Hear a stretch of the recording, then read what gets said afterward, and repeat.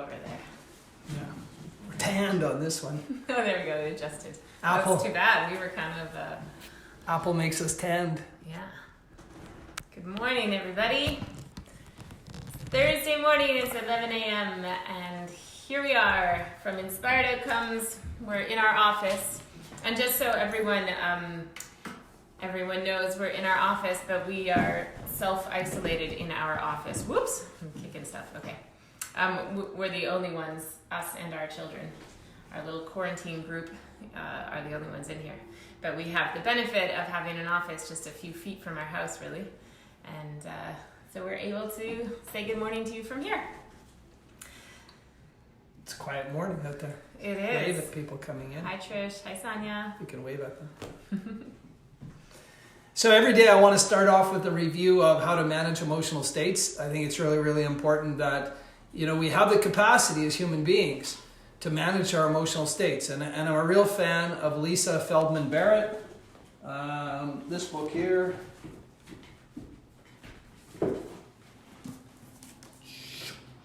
How Emotions Are Made by Lisa Feldman Barrett.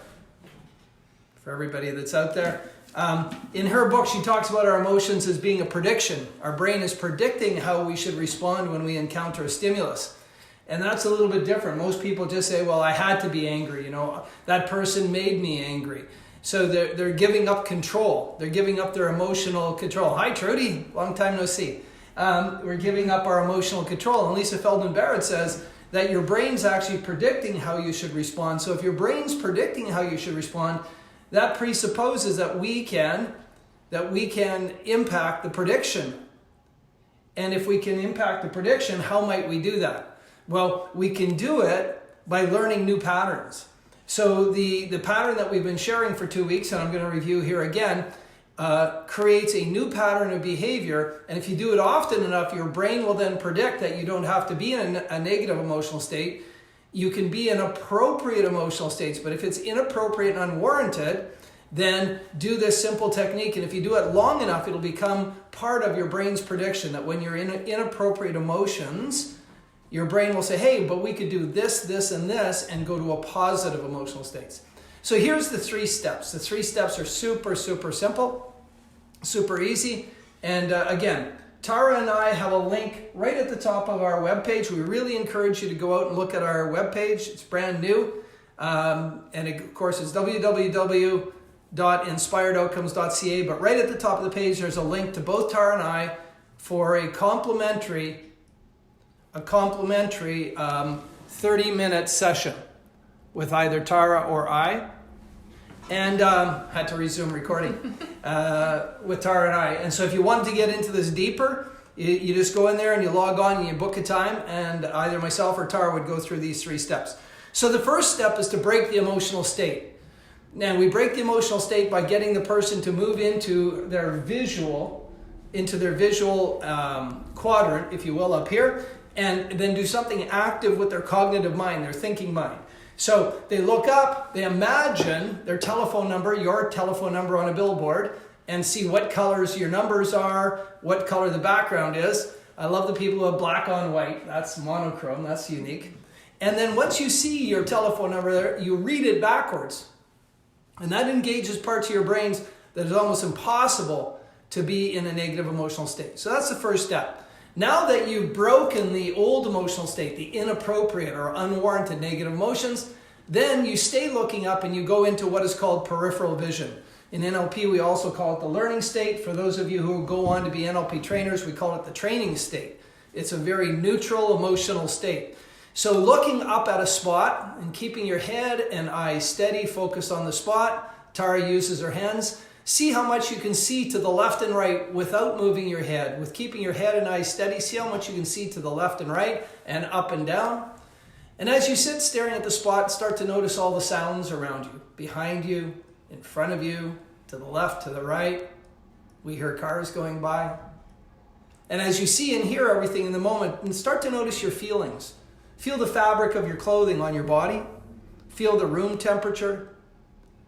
Notice the texture of what's under your feet or the surface you're sitting on. And notice your own feelings. And notice how your breathing is starting to slow down and you have a sense of calm.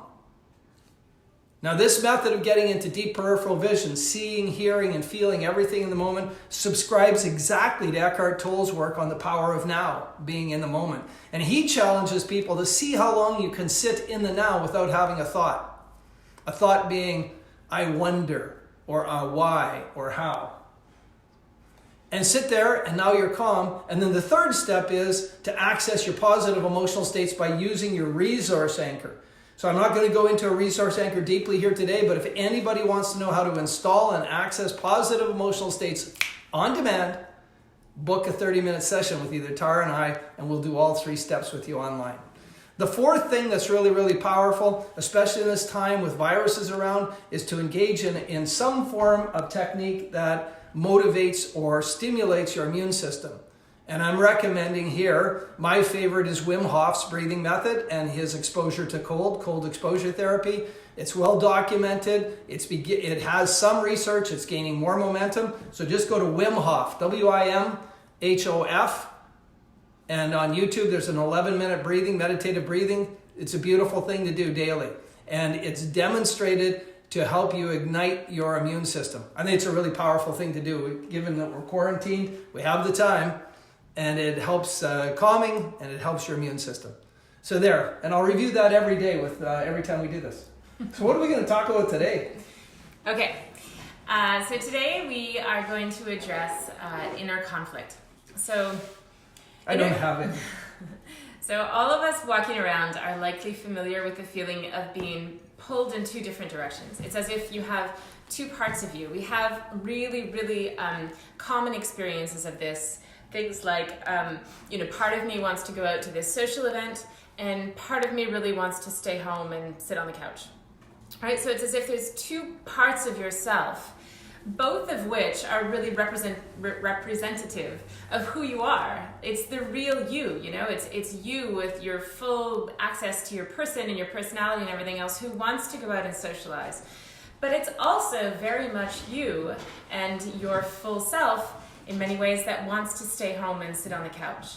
And so we get this sort of pull within ourselves. And so sometimes these conflicts are seen as if they're, we experience them and then respond to them as if they're in conflict because they disagree or they want different things for us. And what we're going to talk about today is the fact that these parts don't have a different highest intention. They just have a different means of getting to the same place.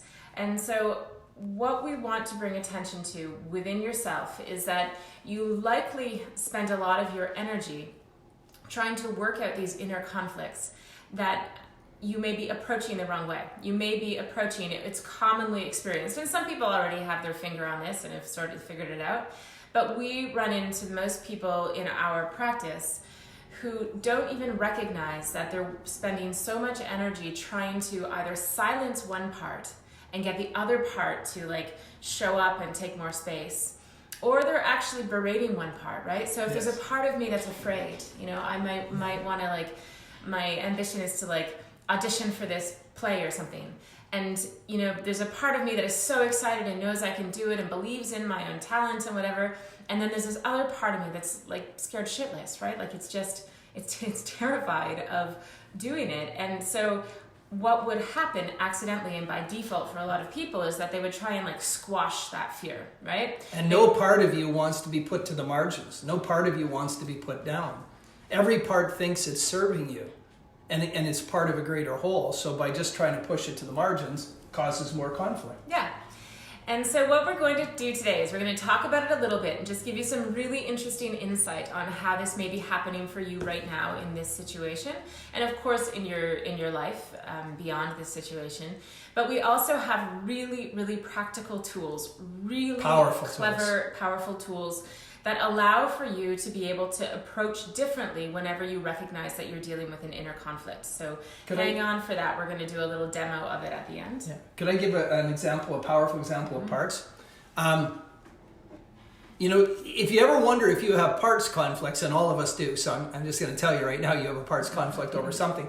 But you'll listen to people, and perhaps yourself, say, you know, part of me wants to do this and part of me wants to do that. And their hands actually go out here. Or they say, you know, I was really, part of me really wanted to do this, but another part of me wanted to do that. And these conflicts can arise anywhere. And both parts have a higher purpose. And so be observant of yourself and others. In our language, we reveal the parts that are in conflict. And as Tara said, they really have a cost to us, right? Because they're separated and they're at war when they both have a higher purpose. And when you get to the highest purpose, it'll probably be the same.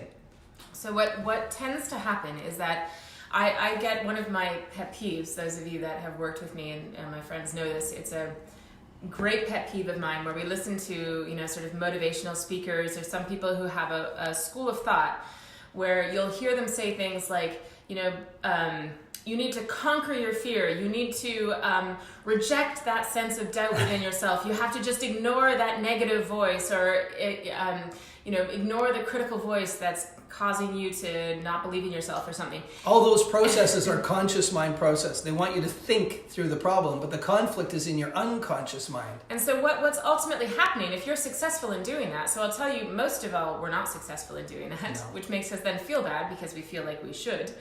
But more than that, it's that a part of you wins. So say I go to the audition and I overcome my fear and I do my whole thing. Awesome.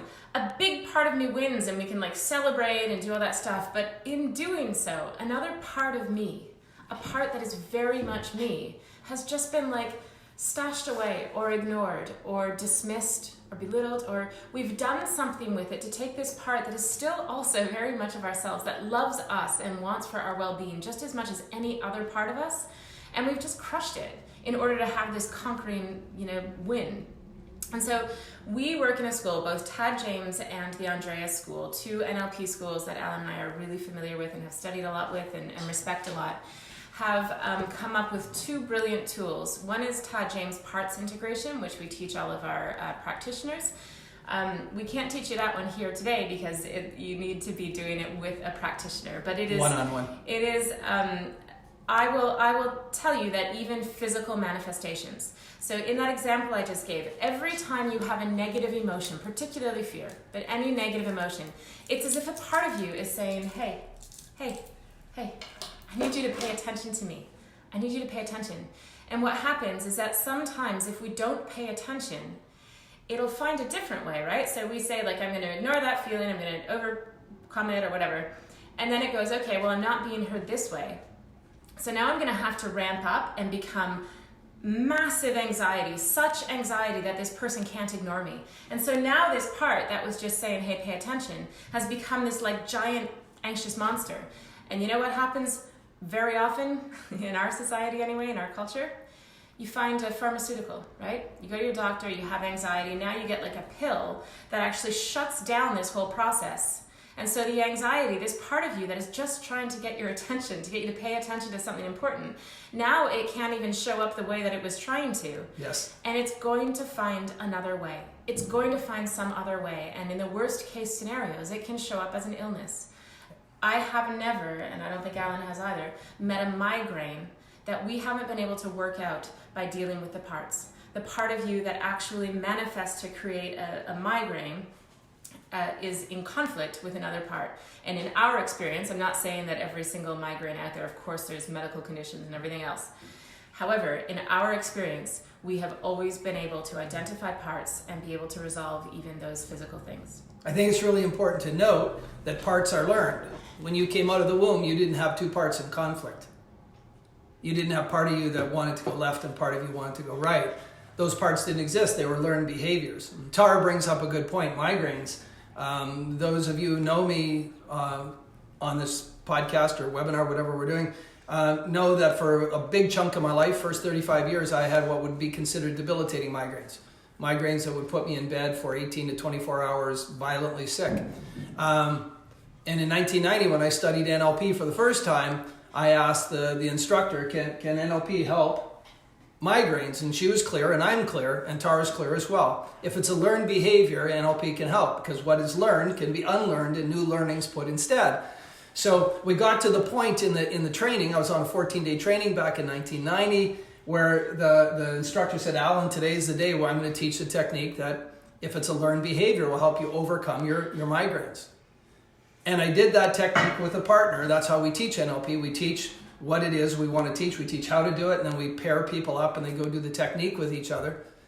And I went out and this other guy and I, we did the techniques, and it dealt with acknowledging the higher purpose of the part that gave me the migraine headaches, asking if it was a learned behavior, it was, and asking if there was some other behavior that had the same purpose but that would cause less negative impact on me, and there was. And so we integrated those parts, so the part that gave me the migraines to protect me. My migraines I'd learned at a very young age, and they protected me from the world and circumstances. Whenever I wanted to withdraw from the game, I just got a headache and went to bed. Cost me a lot in my life, right? And so the part of me that wanted the migraine wanted to keep me safe. And of course, my health paradigm, that part of me that wants to keep me healthy and wants to keep me safe. When we integrated those two, I've had one migraine that I can remember in 30 years. Now, I've had other headaches that I earned, okay? Tequila headaches and beer headaches, but no migraines. Okay. And I don't even get, for about the first 6 to 8 years, I would still get the aura of the migraine coming on, and then it would just dissipate and I could move through it. I can't remember the last time I had the aura of a migraine. It's 30 years. And the first 35, I was racked with them. So I want you to also, a second piece about this is that it doesn't just affect, as Al was just explaining, decisions. It also affects your motivation, your sense of fulfillment, your capacity for compassion, anger triggers, shame, all those things. You can usually, certainly if you're working with a coach or something, or just looking inward, you'll be able to identify that what's really going on is there is a conflict within yourself. Because if you don't have a conflict, if you were 100% congruent and you have an emotion, you're not going to be in conflict about it. It's not a problem. Like if I get angry, or say I get, I don't know, I see somebody bullying somebody else. I may get a feeling of angry, and it's not a problem in that moment because it's congruent. All of me, 100% of me is really upset about that behavior.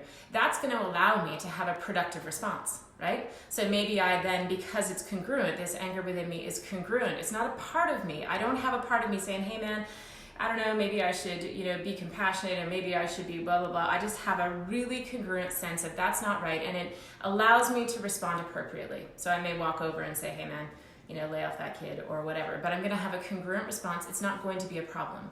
So it's only when you have a negative emotion or an emotion that actually feels like a problem to you, then you've got an inner conflict. So we mentioned Todd James. So the parts integration is not something that we can do because you need one-on-one. You need to be one-on-one.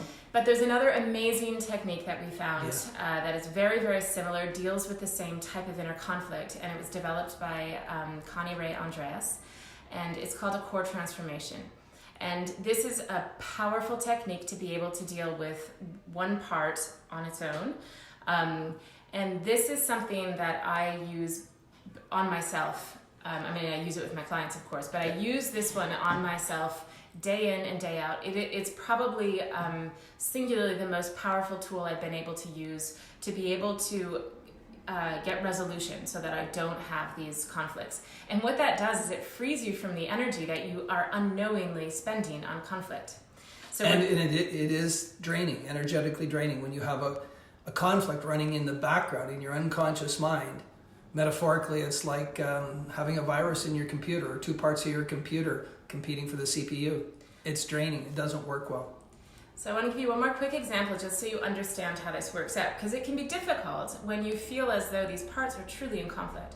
So we have a peer who worked... and parts conflict can appear in any aspect of your life. Your career, your relationships, your fitness, your finances, your spirituality.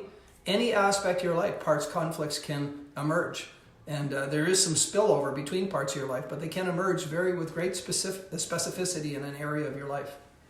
So we have a peer who worked with a man who was an investor. So as an investor, he went and sought a coach because he was running into real difficulty in making decisions. He wanted to do the best for his clients, and he felt like he was just unable to make decisions about how much he should put into these really safe sort of investments and how much he should do these really exciting, riskier ones, but could benefit his clients so much. And he had all the knowledge and all the, everything that he needed external to him in terms of resources.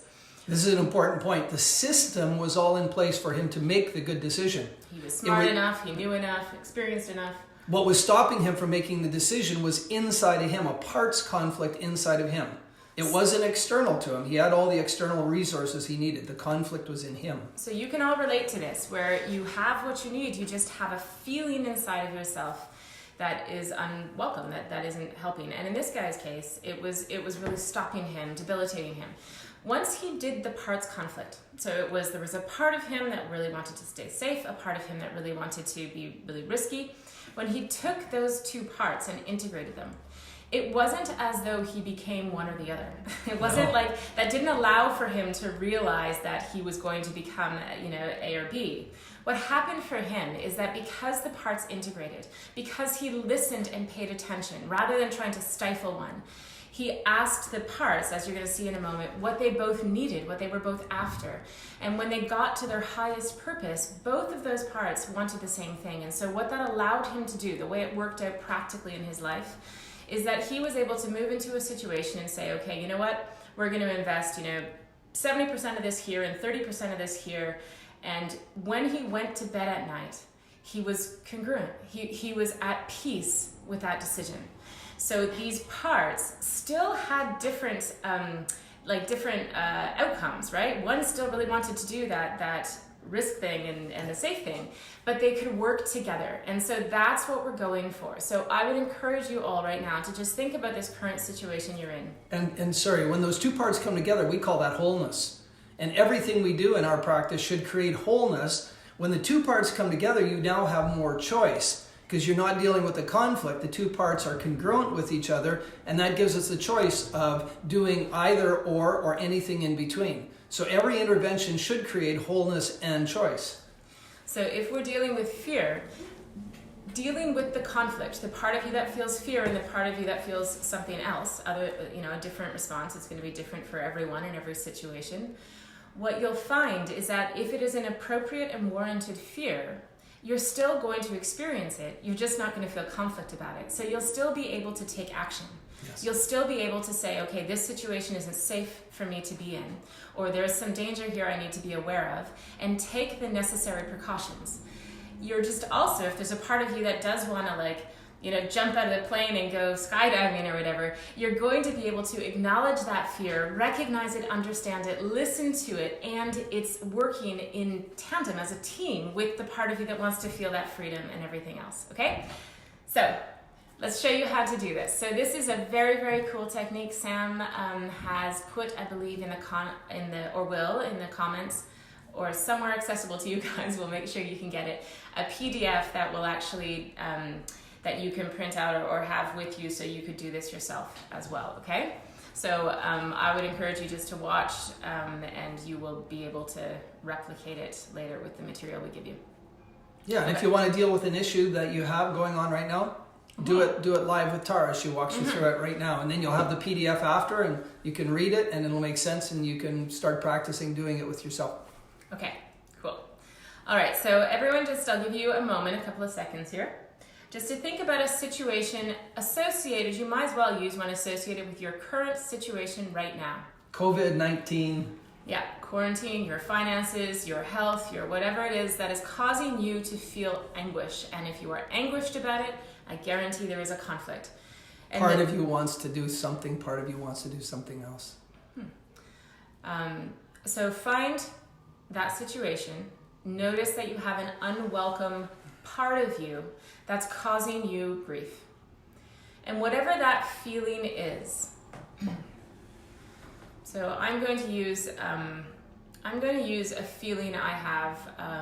I'm finding it difficult right now to balance work and the kids. So I would love to just be 100% committed to my kids and their learning and everything right now. But I also have a career that I really, really, really love, and I don't want to lose momentum on. So I'm going to use for myself the sense of conflict I feel whenever I run into a clash of I only have this many hours and these things I need to do. So what happens for me, gotta work this out now. What happens for me is that I actually kind of do nothing. So what happens for me is I get this conflict, and then my behavior as a result of that is I just kind of end up not fully doing anything. That's a classic example or a byproduct of the conflict. When these two parts are no longer in conflict, as Tara will do in a moment, she will not do nothing unless she chooses. She can do either left or right or down the middle, whatever she chooses. She'll have choice and wholeness. So I'm going to use one of these parts. So right now what I'm going to do is I'm going to work with the part of me that fears losing momentum on my business, okay? Losing momentum in my career and my passion work. That is in conflict with the part of me that wants to take care of my kids and the business, right? Okay, so when I acknowledge that part of me, so it's basically a fear that comes up in me that says, if I don't keep my eye on the ball, I'm going to lose, clients, I'm going to lose financially, I'm going to all that stuff, okay? So when you have your feeling, I trust you all do now, I want you to identify where you feel that feeling, because you didn't consciously choose to feel this way, right? It's not as though you consciously decided to have this feeling manifest this way. So it's as if an unconscious part of you did.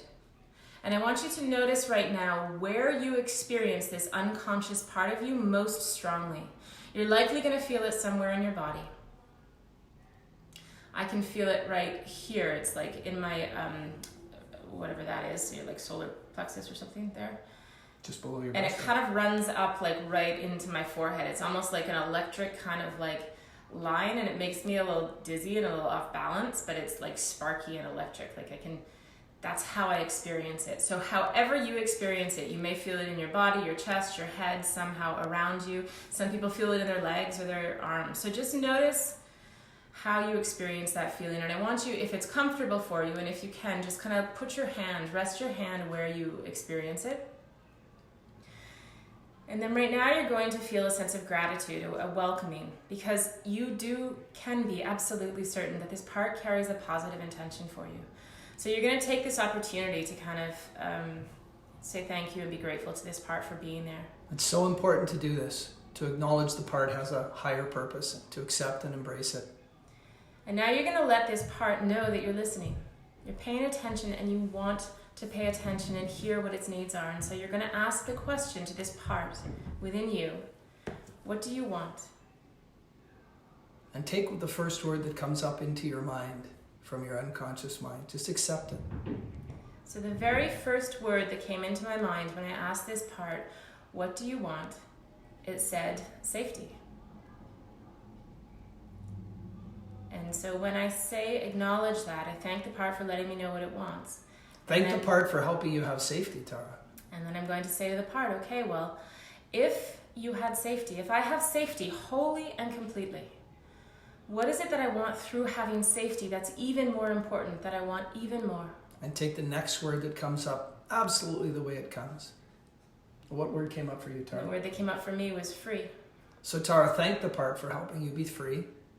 So I thank the part, and then I ask the part of me, if I had free, wholly and completely, what is it that I get through free that I want even more, that's even more important? And what word comes up for you right away? And so when I have free, the part that I got was fun. Fun. So thank the part for helping you have fun. Then ask the part, if you had fun. So ask the part of you, if I have fun wholly and completely, what is it that I get through having fun that's even more important, that I want even more? What comes up for you right away? Joy. Joy. Thank the part for helping you experience joy.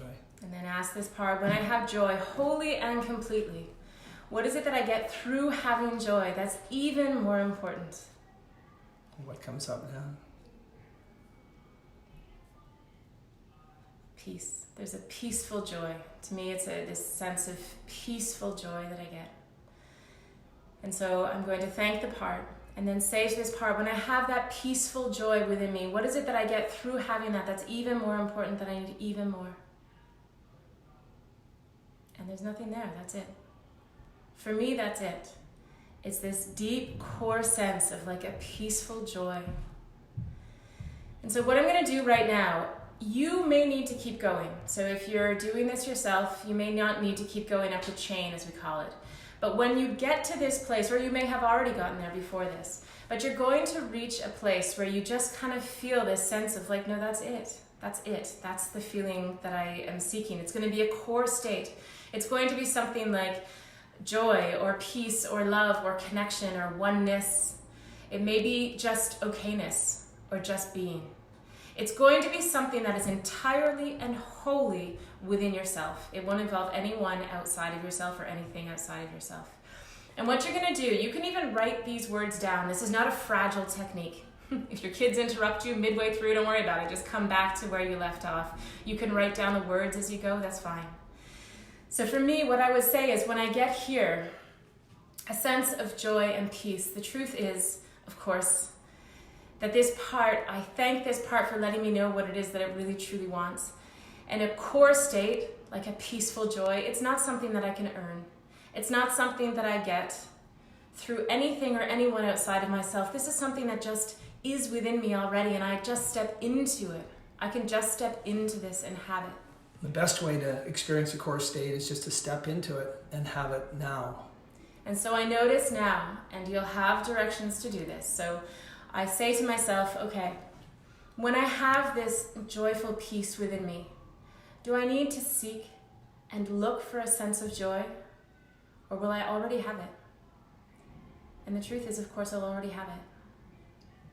And then I go down to the next one that I said before, and I'll say to myself, when I have this inner joy, this peace within myself, do I need to seek and look for fun, or will I already have it? And it's already there, accessible to me. And then I say, when I have this joyful peace within me, do I need to seek and look for free, or will I already have it? And of course, I'll already have it. And so when I have this peaceful joy within me, do I need to seek safety, or will I already have it? Already have it. I'll already have it. And so when I have this peaceful joy within me, do I need the feeling I began with? No. And so what you may notice after you go through that process, as I do right now, is that it's no longer there.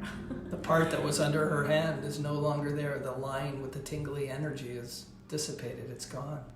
So when I think about now, if I go into the future, and we're giving you a very, very simplified version of this process, but this is the process that I use myself when I'm doing it to myself.